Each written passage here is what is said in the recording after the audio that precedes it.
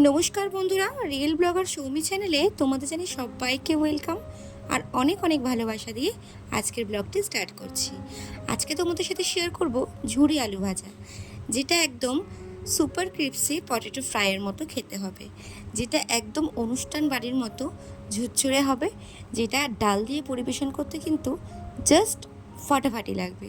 তো আমার চ্যানেলটি যদি কেউ সাবস্ক্রাইব না করে থাকো, অবশ্যই বলবো প্লিজ সাবস্ক্রাইব করে দিও, আর পাশে থাকা বেল আইকনটি ক্লিক করে দিও। আর হ্যাঁ, লাইক কমেন্ট শেয়ার করতে কিন্তু ভুলো না যেন। তো চলো রেসিপিটা স্টার্ট করা যাক। আই হোপ যে তোমাদের আজকে ব্লগটি ভালো লাগবে।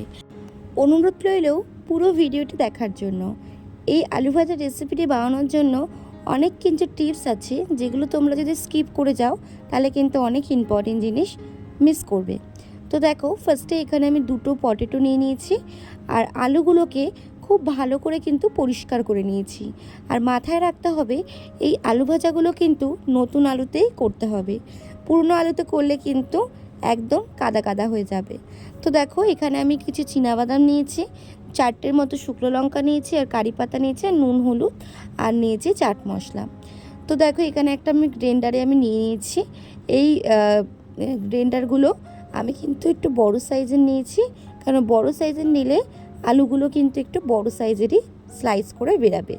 মাথায় রাখতে হবে, ওপর থেকে নিচে নামাতে হবে, নিচ থেকে কিন্তু ওপরে নামানো যাবে না, কারণ আমরা যদি নিচ থেকে ওপরে নামাই তাহলে কিন্তু আলুর সাইজগুলো এক হবে না, উল্টে কিন্তু ভেঙে যেতে পারে। তো একদমই মাথায় রাখতে হবে, ওপর থেকে নিচে নামাতে হবে কিন্তু। তো দেখো, আমার এখানে আলুগুলো কিন্তু কাটা রেডি হয়ে গেছে। আর সঙ্গে সঙ্গে কিন্তু জলে চুবিয়ে রাখতে হবে, নয়তো আলুতে কিন্তু একটা কালার ধারণ করে। তো সেক্ষেত্রে কিন্তু ভালো করে আলুগুলোকে ধুয়ে নিতে হবে, মিনিমাম 5 থেকে 6 বার কিন্তু আলুগুলোকে ধুতে হবে। আর এরকম আলু ভাজা খেতে কে কে পছন্দ করো অবশ্যই কিন্তু কমেন্টস করে জানিও। আমি তো এই আলু ভাজা খেতে ভীষণ পছন্দ করি। তো যাই হোক, আমি একটা আলুগুলোকে শুকনো জালের মধ্যে আমি কিন্তু ঝরিয়ে নিয়েছি। তো আমি এখানে ছাঁকনিটার মধ্যে আলুগুলো ঝরিয়ে নিয়েছি জলটা, তারপরে একটা শুকনো পরিষ্কার কাপড়ের মধ্যে আমি আলুগুলো কিন্তু বিছিয়ে দেবো ফ্যানের তলায় মিনিমাম 10 মিনিটের মতো। তো এখানে কিন্তু আমার আলুর জলগুলো একদমই টেনে নেবে, একটুও কিন্তু জল থাকবে না, ঠিক এরকমই ঝুরঝুরে হবে। তো তারপরে আমি একটা প্যানের মধ্যে কিছুটা তেল দিয়ে ভালো করে কিন্তু আগে শুকনো লঙ্কাগুলো ভেজে নিয়েছি। শুকনো লঙ্কাগুলো বেশ লাল লাল করে ভাজা হয়ে গেলে তুলে নেব। তারপরে ওই তেলেই কিন্তু আমি এক এক করে কিন্তু যে কারি পাতাগুলো ছিল সেই কারি পাতাগুলো কিন্তু আমি ভেজে নেব। কারি পাতা দিলে কিন্তু একটা আলাদাই স্মেল আসে। তো তারপরে আমি চীনাবাদামগুলো কিন্তু একটু যেই লালচে লালচে হয়ে যাবে তখন কিন্তু আমি চীনাবাদামগুলো ভেজে তুলে নেব। এখানে বাদামগুলো ভাজা হয়ে গেলে আমি একটা প্লেটের মধ্যে টিস্যু পেপারের মধ্যে আমি কিন্তু বাদাম, কারি পাতা, লঙ্কাগুলো ভেজে রেখে দেব। তারপরে ওই তেলেই ভালো করে কিন্তু আলুগুলো অল্প অল্প করে দিয়ে দেব। মাথায় রাখতে হবে, একেবারে কিন্তু সব আলু দিলে হবে না, অল্প অল্প করে আলু দিয়ে আর একদম গ্যাসের ফ্লেমটা একটু হাইতে রেখে অনবরত কিন্তু আলুগুলো নাড়াচাড়া করতে হবে।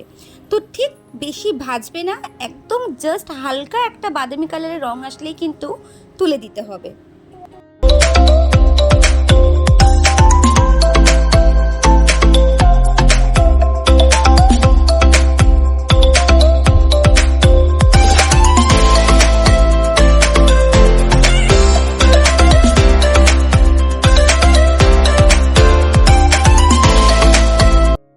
আমার কিন্তু এখানে সবকটা আলু ভাজা হয়ে গেছে। তো এবার আমি মিশিয়ে নেব নুন, রেড চিলি পাউডার, তার সঙ্গে চাট মশলা।